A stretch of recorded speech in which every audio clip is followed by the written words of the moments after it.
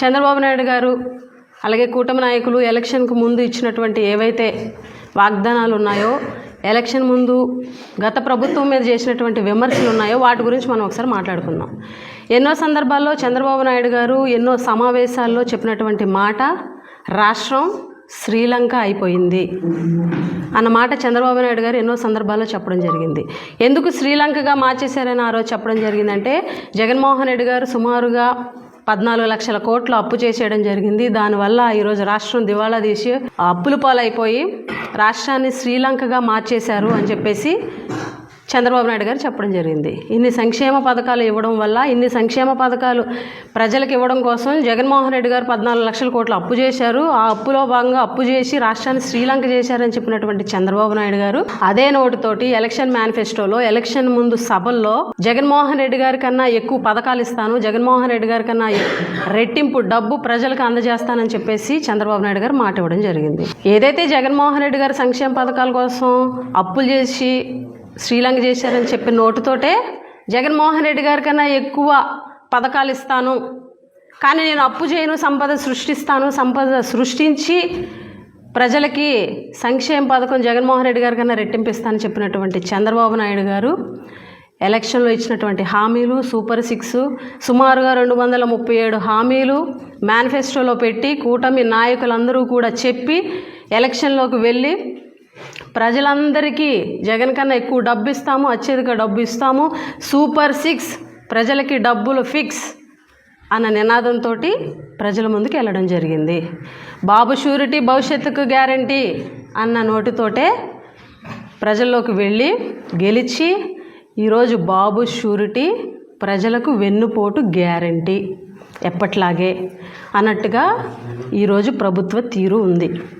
ఎందుకనంటే గెలిచిన తర్వాత, ముఖ్యమంత్రి అయిన తర్వాత, అధికారంలోకి వచ్చిన తర్వాత ఎప్పట్లాగే చంద్రబాబు నాయుడు గారు గతంలో ఈ 40 ఏళ్ళ ఆయన రాజకీయ అనుభవంలో ఎప్పుడు ముఖ్యమంత్రి అయినా కూడా ఎలక్షన్ ముందు ఇచ్చినటువంటి హామీలను పక్కన పెట్టి వాటిని తుంగలో దొక్కి ప్రజలకి ఇచ్చిన హామీలతో పని లేదు అని చెప్పి 5 ఏళ్ళు నడిపించేసి 5 ఏళ్ల చివర మళ్ళీ ఎలక్షన్కి ముందు తాయిలాలు ఇచ్చే విధంగా ఏ రకంగా ఆయన రాజకీయంగా ఈ 40 ఏళ్ళు ఆయన రాజకీయ ప్రస్థానం వెళ్ళిందో ఆయనలో మార్పు రాలేదు. ఈరోజు అధికారంలోకి వచ్చి ప్రజలకు ఇచ్చినటువంటి హామీలను పక్కన పెట్టి ఈరోజు ఏం చెప్తున్నారు, రాష్ట్రం అప్పుల పాలైపోయింది, రాష్ట్రం దివాలా తీసేసింది కాబట్టి ఈరోజు మళ్ళీ రాష్ట్రాన్ని గాడిలో పెట్టి అభివృద్ధి చేసిన డబ్బులతోటి సంపద సృష్టించిన తర్వాత ప్రజలకు ఇచ్చినటువంటి హామీలు సంక్షేమ పథకాలు నెరవేర్చగలను, లేకపోతే చెయ్యలేను అని చెప్పేసి ఈరోజు చంద్రబాబు నాయుడు గారు నిస్సిగ్గుగా చేతులెత్తేయడం మీరు అందరూ కూడా చూశారు. జగన్మోహన్ రెడ్డి గారు అప్పులు చేశారు, నేను సంపద సృష్టిస్తాను, ఇదే కదా ఎలక్షన్ ముందు చెప్పినటువంటి మాట.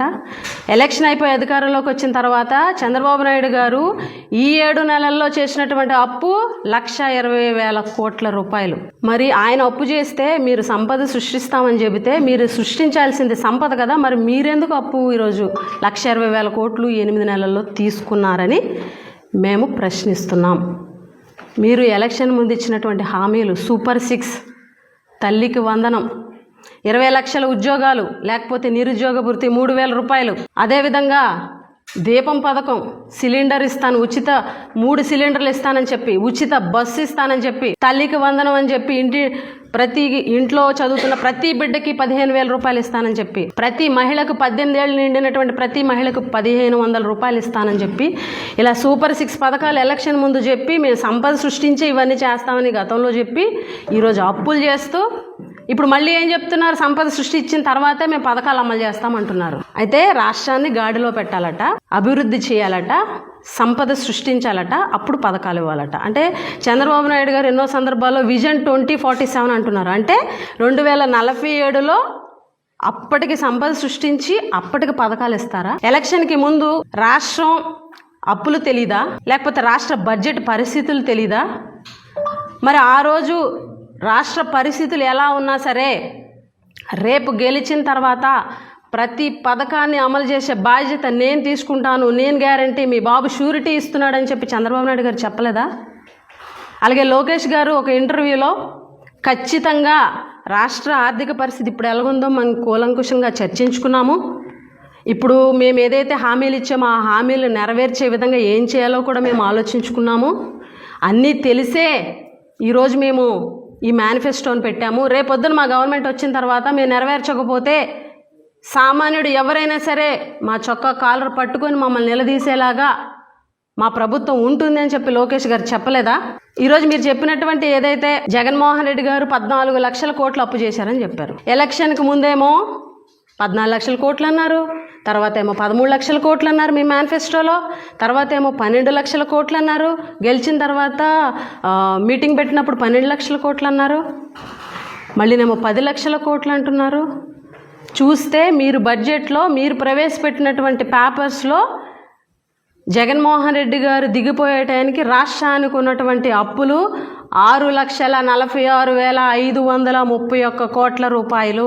జగన్మోహన్ రెడ్డి గారు దిగే టైంకి మార్చి 31 2024కి ఆంధ్ర రాష్ట్ర అప్పులన్నీ 6,46,531 కోట్లు.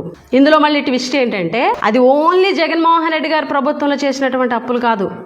2019 మార్చి 31 అంటే చంద్రబాబు నాయుడు గారు దిగిపోయే టైంకి రాష్ట్ర అప్పు 3,13,018 కోట్లు. ఎంత? 3,13,018 కోట్లు. 6,46,531 కోట్లలో నుంచి 3,13,018 కోట్లు తీసేస్తే ఎంత? 3,33,513 కోట్ల రూపాయలు. అంటే జగన్మోహన్ రెడ్డి గారి ప్రభుత్వంలో 5 సంవత్సరాల్లో జగన్ గారు చేసినటువంటి అప్పు 3,33,513 కోట్లు మాత్రమే. అది కూడా budgetary loans, non budgetary loans కలిపి. అయితే మీరు చెప్పిన 14 లక్షల కోట్ల అప్పు ఎక్కడా? 10 లక్షల కోట్లు ఎక్కడా? 12 లక్షలు ఎక్కడా? మీరు ఇచ్చినటువంటి బడ్జెట్ పేపర్స్లోనే 6,46,000 కోట్ల రూపాయలు. మీరు ఇచ్చినటువంటి బడ్జెటే కదా ఇది, మీరు ఇచ్చినటువంటి బడ్జెటే కదా. ఈ బడ్జెట్లోనే పయ్యావుల కేశవ్ గారు ఫినాన్స్ మినిస్టర్ గారు చెప్పినటువంటి లెక్కలే కదా. 6,46,000 కోట్ల రూపాయలు అప్పు జగన్మోహన్ రెడ్డి గారు దిగిపోయే టైంకి, అంటే 2024 మార్చి 31కి. చంద్రబాబు నాయుడు గారు ఉన్నప్పుడు చేసినటువంటి అప్పు 3,13,018 కోట్ల రూపాయలు.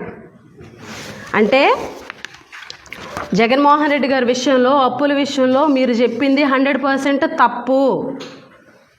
అబద్ధాలు చెప్పారు. ఎలక్షన్ ముందు పచ్చి అబద్ధాలు చెప్పి ప్రజల్ని మోసం చేసి పథకాలని చెప్పి జగన్ కన్నా ఎక్కువ ఇస్తామని చెప్పేసి అబద్ధాలు చెప్పి అధికారంలోకి వచ్చారు. ఈరోజు అధికారంలోకి వచ్చిన వెంటనే 2 నెలల్లోనే, జూలై నెలల్లోనే బడ్జెట్ సమావేశాల్లో చూస్తే భయమేస్తుంది, ఖజానాను చూస్తే భయమేస్తుంది. పథకాలు ఇవ్వలేని ఆ రోజు నుంచి స్టార్ట్ చేశారు. 8 నెలలు అయింది, ఓపెన్ అయిపోయారు. ఎందుకంటే ప్రజల్లో ఎలాగో నెగిటివ్ వస్తుంది కాబట్టి అది గమనించారు. గమనించి కట్టుకథలు, కనికట్టులు చెప్పడం చంద్రబాబు నాయుడు గారికి అలవాటే కాబట్టి ఈరోజు ఈ కట్టుకథలు అల్లుతున్నారు.